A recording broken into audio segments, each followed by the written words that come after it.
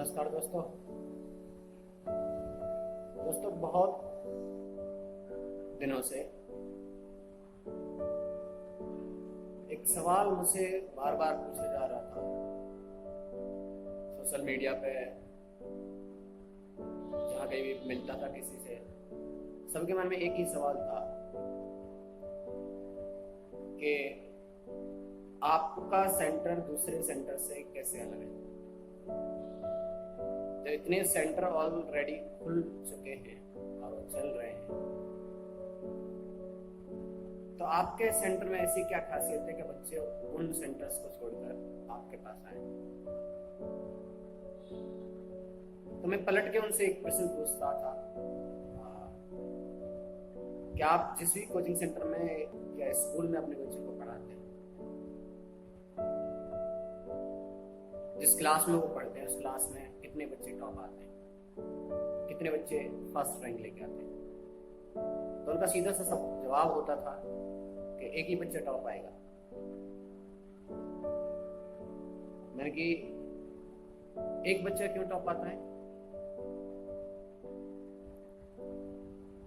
वो कहते सारे बच्चे दौड़ रहे हैं साथ में, तो रेस में तो एक ही फर्स्ट आना है।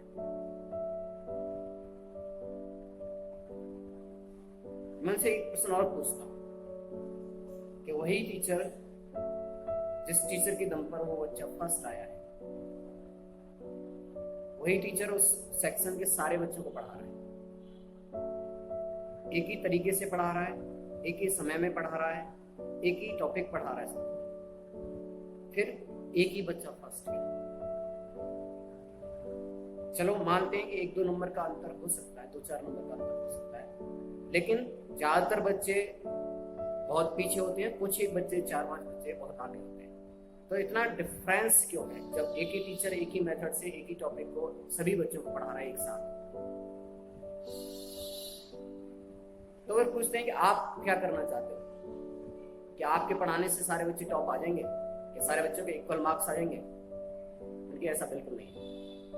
मैं ये बिल्कुल नहीं कह रहा कि मेरे पढ़ाए हुए बच्चों के सभी के इक्वल मार्क्स आए, लेकिन ये मैं जरूर कह रहा हूं कि मेरे हुए पढ़ाए हुए बच्चों के औसतन मार्क्स सबके करीब करीब बराबर हैं। तो क्यों? क्योंकि हम इस मानसिकता को लेकर नहीं पढ़ा रहे हैं कि आपका बच्चा कितना पढ़ा हुआ है, कितना ब्रिलियंट है। हम एक ही कैटेगरी में सब बच्चों को आकर रखते हैं, ना हम किसी को होशियार मानते हैं, ना किसी को कमजोर मानते हैं। हमारे लिए सब बच्चे समान हैं और सभी बच्चों पर समान एफर्ट्स लगाए जाते हैं। मतलब कि जो बच्चा होशियार है वो जल्दी ज्यादा कैच कर लेगा टॉपिक्स को, जो बच्चा थोड़ा सा कमजोर है, जिसके बेसिक्स पिछली क्लास में नहीं हुए थे, उसके कारण ये बच्चा इस क्लास के टॉपिक्स को कैच नहीं कर पा रहा है, उस पर हम एक्स्ट्रा फोकस करते हैं जिससे उस बच्चे को उसके बराबर लाया जा सके। साथ ही साथ एक कोचिंग सेंटर को खोलने का पर्पज मेरा ये था कि जहां गवर्नमेंट फेल हुई, जहां गवर्नमेंट ने अपनी जिम्मेदारी पूरी नहीं की, तो सरकारी स्कूल को छोड़कर बच्चों ने प्राइवेट स्कूल ज्वाइन किया, और प्राइवेट स्कूल जहां पर फेल हुए तो उनके पैरोडी कोचिंग सेंटर खड़े हुए। तो जब एजुकेशन सिस्टम फेल हुआ इस देश के अंदर, जब पैरोडी खड़ी करने की कोशिश की गई, हम भी एक उसी पैरोडी के हिस्से हैं। लेकिन हमारा जो पैरोडी का कॉन्सेप्ट है वो बिल्कुल अलग है। हम यहाँ भीड़ बढ़ाने नहीं आए कि हमारे पास 1000 की क्वांटिटी में बच्चे हो तभी हमारी सफलता का पता चलेगा कि हम कितने सफल टीचर हैं। हम ये करने आए कि जितने बच्चे हमारे पास आए, चाहे वो 10 हो, 15 हो, 20 हो, 25 हो, जितने हो, तो उन बच्चों में कोई डिफरेंस ना हो, वो ये तय कर ना सके कि ये बच्चा इस क्लास में कमजोर है, ये बच्चा इस क्लास में होशियार है। सबकी टॉपिक्स के ऊपर बराबर पकड़ हो, सबकी जितनी भी नॉलेज है सबको पता हो, सबके टॉपिक्स क्लियर हो, चाहे वो एग्जाम में कुछ मिस्टेक कर जाए जिस कारण उसके मार्क्स कट आए, लेकिन टॉपिक की अंडरस्टैंडिंग उस बच्चे को हो। दूसरी बात, हमारे यहाँ जो रटन वाला कॉन्सेप्ट है, रटने वाला कॉन्सेप्ट, इसको हम इग्नोर करके चलते हैं पूरी तरीके से। हम बच्चे को यहाँ मशीन नहीं बना। हमारे यहाँ कुछ हमने स्टेप्स तय किए। पहला स्टेप्स रहेगा कि हम ये मान के चलते हैं कि बच्चा स्कूल में कुछ भी पढ़ के नहीं आया, हम इसको एज अ स्कूल बिल्कुल इन द वेरी बिगिनिंग से स्टार्ट करते हैं। पूरा टॉपिक को कॉन्सेप्ट क्लियर कराते हैं।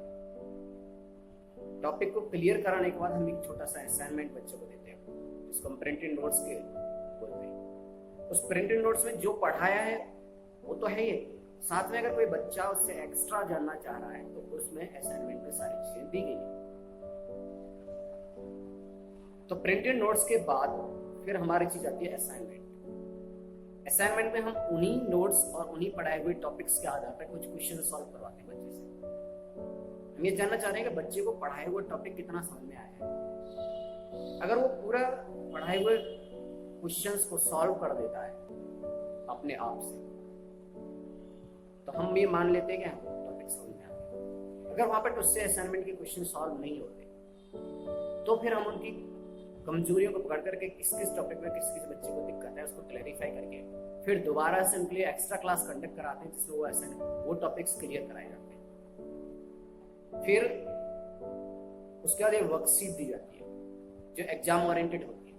जो एग्जाम में क्वेश्चन आते हैं उसी पैटर्न पे क्वेश्चन हम फ्रेम करते हैं और एक पूरी वर्कशीट तैयार कर रहे हैं उसी चैप्टर की। फिर वो वर्कशीट करवाते हैं और फिर उनसे करवाने के बाद ये देखते हैं कि क्या बच्चा जो टॉपिक पढ़ा है, अगर इस टॉपिक से एग्जाम में इस तरह के क्वेश्चन पूछे जाएंगे तो क्या इनको सॉल्व कर पाएगा या नहीं कर पाएगा। अगर वो वर्कशीट के क्वेश्चन को सॉल्व कर पा रहा है तो हम ये मान के चलते हैं कि 90% बच्चा अपने एग्जाम के क्वेश्चन सॉल्व कर देगा उस वर्कशीट के आधार पर। फिर आता है हमारा क्लास टेस्ट, कि हम स्कूल की वेट नहीं करते हैं कि एग्जाम स्कूल में कब होंगे, हम उससे पहले अपने यहाँ एग्जाम कंडक्ट कराते हैं। उस एग्जाम में वीकली यानी एक चैप्टर कराने के बाद उस चैप्टर का एक टेस्ट होता है। उस चैप्टर से जितने भी पॉसिबल क्वेश्चन बन सकते हैं वो उस क्लास टेस्ट में आते हैं। और फिर हम परफॉर्मेंस चेक करते हैं क्या जो हमने पढ़ाया, असाइनमेंट दिए, वर्कशीट दिए, क्या उनकी प्रैक्टिकल परफॉर्मेंस बच्चे एग्जाम में दे पा रहे हैं या नहीं दे पा रहे। अगर वहां पर कुछ कमजोरी मिलती है हमें, या कुछ टॉपिक्स क्लियर नहीं हो पाते बच्चे के, या परफॉर्म नहीं कर पाता, फिर हम उनको 1 by 1 आइडेंटिफाई करके उनको अलग से क्लैरिफाई कराते हैं कि आपकी ये गलतियां रही, आपको ऐसे नहीं करना चाहिए, ऐसे करना चाहिए, तभी आपका क्वेश्चन सही मान जाएगा। तो इस तरह की छोटी छोटी गलतियों को बच्चों को पकड़ते हुए, उनकी गलतियों को चिन्हित करते हुए हम एग्जाम तक पहुंचाते हैं। और जहां पर हमारा विश्वास ये रहता है कि हमारा पढ़ाया हुआ बच्चा और हमारा ट्रेन किया हुआ बच्चा एग्जाम में सबसे बेस्ट परफॉर्मेंस करेगा। उसके साथ साथ बच्चों को कई बार पढ़ाई का बहुत ज्यादा बोझ पड़ने लगता है, जिसके कारण वो मानसिक स्तर पर थोड़े से दबाव महसूस करते हैं और अपना सेल्फ कॉन्फिडेंस खो देते हैं। तो सेल्फ कॉन्फिडेंस को सस्टेन करने के लिए हमारे यहाँ पर रेगुलर मोटिवेशनल स्पीच कर आकर विजिट करते हैं, और हम भी खुद पूरी टीम हमारी नवोदय कोचिंग सेंटर की वो एक मोटिवेशनल सेमिनार कंडक्ट कराती है मंथ में एक बार, जिससे हम बच्चों के मोटिवेशन को बिल्डअप कर सकें, उसको सस्टेन कर सकें, जिससे एग्जाम आते हुए एग्जाम फियर फोबिया उसके ऊपर हैवी ना हो, और साथ ही साथ उनका सेल्फ कॉन्फिडेंस बना रहे, जिससे वो अच्छी परफॉर्मेंस दे सके। पढ़ाई का एक ट्रायंगल होता है कंप्लीट पूरा। उस ट्रायंगल के 3 पार्ट होते हैं, टीचर, स्टूडेंट एंड पेरेंट्स। अब तक होता क्या हमारे एजुकेशन सिस्टम में कि टीचर और स्टूडेंट कोऑर्डिनेट करते हैं। पेरेंट्स जो एक इम्पोर्टेंट पार्ट है एजुकेशन का, उसको या तो लोग अंधेरे में रखते हैं या उसको इग्नोर कर देते हैं। लेकिन हम उस एस्पेक्ट की इम्पोर्टेंस को समझते हैं, और हमने अपने कोचिंग सेंटर के अंदर पेरेंट्स का इन्वॉल्वमेंट सक्रिय रूप से सुनिश्चित किया। इसके लिए हम रेगुलर 15 डेज में एक बार पेरेंट्स मीट रखते हैं, जिससे बच्चा घर पर क्या एक्टिविटी कर रहा है, कितना सेल्फ स्टडी कर रहा है, और यहाँ पर कैसी परफॉर्मेंस चल रही है, उसमें तालमेल बिठाने की कोशिश करते हैं कि जो चीजें हमें बच्चे के बारे में पता नहीं चल रही वो बाय पेरेंट्स में पता चल जाए, और बच्चे के बारे में पेरेंट्स को भी पूरी नॉलेज हो जाए कि इस पर ध्यान देने की जरूरत है, कि है तो कितनी और कब और कैसे। तो इस तरह का एक कॉन्सेप्ट नवोदय कोचिंग सेंटर लेकर चला है।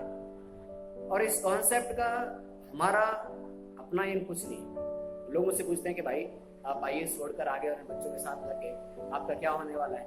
आप तो कभी कहते थे कि मैं 2 साल में लाल बत्ती लेके घूमूंगा। तो मैंने कहा कि मेरे एक आईएएस बनने से काम नहीं चलेगा। मैं जिस व्यवस्था प्रवर्तन में लगा हुआ हूँ उसके लिए मुझे बहुत सारे आईएएस तैयार करने हैं, और वो आईएएस तैयार करने के लिए मंच मैंने खुद तैयार किया और इसी कोचिंग सेंटर के माध्यम से मैं तैयार करने की कोशिश कर रहा हूँ। और साथ ही साथ मैंने जो पूरी टीम कलेक्ट की, और पहले मैं अकेला था और आज पूरे कलेक्टिव एफर्ट्स में ये प्रयास बदल गया है। हम सब लोग, हमारे यहाँ फिजिक्स के फैकल्टी मेरे कोने में देख रहे हो आप, जिनका फोटो लगा हुआ है, BR शर्मा सर। ये एयरफोर्स में कभी टीचर हुआ करते थे, इंजीनियरिंग पढ़ाया करते थे, एयरफोर्स के सिलेक्टेड पर्सनल। 25 साल से इस बदरपुर क्षेत्र के अंदर अपनी सेवाएं दे रहे हैं और एक रेपुटेड फैकल्टी के तौर पर ये जाने जाते हैं। इनके फिजिक्स के कॉन्सेप्ट IIT, नीट, तमाम कॉम्पिटिटिव एग्जाम्स के अंदर पूछे गए, और इनके पढ़ाए हुए बच्चों ने, जितने बच्चे इनके पढ़ाए हुए सारे स्कूल के बच्चों ने टॉप किया है। ठीक है, इनके पास बहुत बड़ा एक्सपीरियंस है, बहुत बड़े एक अपने पास सूचनाओं का भंडार अपने पास लेके बैठे हैं। तो ज्ञान के मूर्धन्य शास्त्री हमारे पास हैं। दूसरा, जो मेरे पीछे देख रहे हो आप, केमिस्ट्री के राज सर, एक ऐसी शख्सियत है, नौजवान है, यंग एजुकेटर है, छोटी सी उम्र से ही इन्होंने, इनका टीचिंग स्कूल बैकग्राउंड बहुत बेस्ट रहा है। +90s में स्कोरिंग रही है, ड्यू में टॉप किया इन्होंने, और इनके पास एक नई एनर्जी, नई सोच, नया तरीका पढ़ाने का है, जिसके आधार पर केमिस्ट्री के हर एक मैकेनिज्म को बच्चों को बहुत इजी तरीके से समझा देते हैं। और इनकी क्लास में मेरे यहाँ 0 कंप्लेंट फैकल्टी आज तक नहीं है। दूसरा, हमारे मैथ सर हैं अंशुल साग के, ये MSc मैथ CTET है।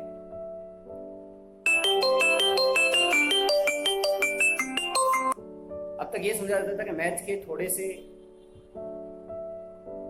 कॉन्सेप्ट बहुत कठिन होते हैं, ट्रिग्नोमेट्री जैसे कॉन्सेप्ट बहुत कठिन होते हैं, और जो चीज मैथ में कठिन होती है, इनकी क्लास में पढ़ने वाला स्टूडेंट मुझसे ये कहता है फीडबैक के तौर पे कि सर, इनके जैसे पढ़ाए हुए इजी ट्रिक्स हमें आज तक किसी ने नहीं पढ़ाए।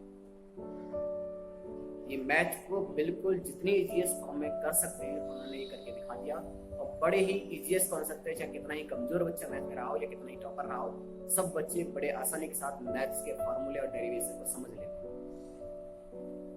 हमारे साथ जूनियर मैथ के टीचर हैं, ब्रिलियंट फैकल्टी आज तक रही है मेरे पास, सत्यानंद पांडे सर। इनके जितने भी बच्चे हैं, इनके एक एक बच्चा, किसी को भी आप उठा लो, पीछे से लेकर आगे तक, किसी को भी बच्चे को उठा लो आप, हर एक बच्चा एक स्वर में एक ही टॉपिक का एक जैसा जवाब देते हुए मिलेगा। इनकी पढ़ाने की अलग ही खूबी है। और कॉमर्स के तौर पर मुझे लोग कहते हैं कि आप तो कॉमर्स गुरु हो, आपको जिस अर्थशास्त्र की तकनीकी शब्दावली के कारण अर्थशास्त्र बच्चों को बहुत ही टिपिकल सब्जेक्ट लगती है, उस अर्थशास्त्र को आप डेली लाइफ के एग्जाम्पल से ऐसे जोड़ देते हो, पता नहीं अर्थशास्त्र पढ़ रहे हैं या घर में जीवन जी रहे हैं। यानी हमें अर्थशास्त्र आप सिखा नहीं रहे, हमें आप अर्थशास्त्र के साथ जीना सिखा रहे हैं। एक बच्चे लोग कहते हैं, कुछ लोग कहते हैं, लेकिन मैं इसे नहीं मानता। हो भी सकता है ऐसा कि मेरा तरीका ऐसा रहा हो पढ़ाने के लिए, मैं चीज़ों को एग्जाम्पल के साथ ज़्यादा कोरिलेट करता हूँ। लेकिन मेरा भी मानना ही है कि हम बुक की कॉन्सेप्ट है, बुक की लैंग्वेज पे विश्वास तो करके चलें, लेकिन उसको पूरी नॉलेज का आधार ना माने। हम उसी बुक की नॉलेज को अपने साथ आसपास हो रही इकोनॉमिक एक्टिविटी के साथ में जोड़ कर देंगे, जिसको हम कॉन्सेप्ट को बहुत आसानी से, बहुत इजी से और बहुत लंबे समय तक समझ सकते हैं। अकाउंटिंग के जो टर्म्स बच्चों को उलझने भरे दिखाई देते हैं, मैंने ऐसे कॉन्सेप्ट तैयार किए इसके आधार पर बच्चे थोड़ी सी देर में सारे अकाउंटिंग एग्जाम्स को सॉल्व कर देते हैं। तो दोस्तों, एक छोटा सा प्रयास है नवोदय कोचिंग सेंटर। इस वीडियो के माध्यम से मैं ये आपको सूचित करना चाह रहा हूं कि जिस भीड़ के माहौल में आप अपने बच्चों को भेज रहे हैं, जिस 4 बोर्ड पे फोटे लगे हुए बच्चों के आधार पर आप भेज रहे हैं, वो सफलता के मानक सिद्ध नहीं कर सकते।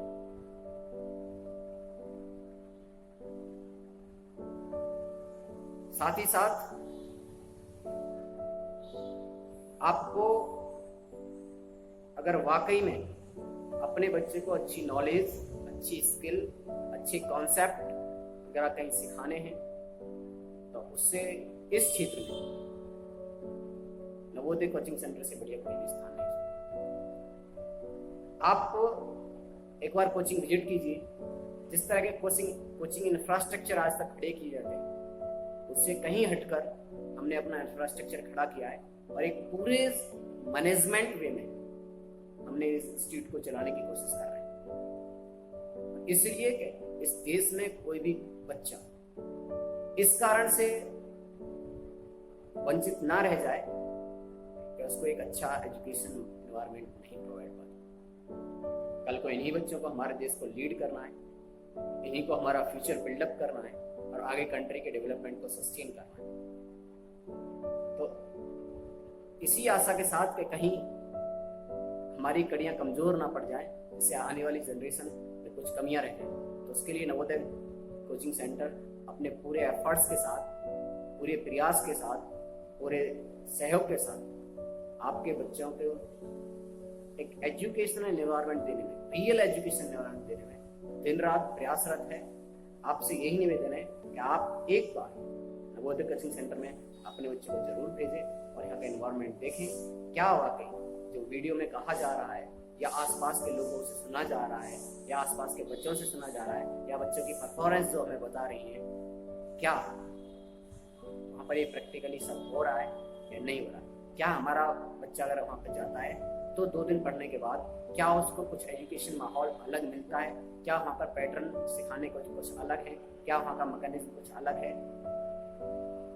अगर ये आपको सिद्ध हो जाता है तो आप अपने बच्चों के साथ कोई कोताही ना बरतें, आप उनको सबसे बेस्ट एजुकेशन प्लेस पर लेकर आए। आपका नवोदय कोचिंग सेंटर आपका हार्दिक स्वागत और अभिनंदन करेगा और आपके बच्चों के फ्यूचर बिल्डअप में पूरी दिन रात हर तरीके से कोशिश करता रहेगा और कर रहा है। Thank you.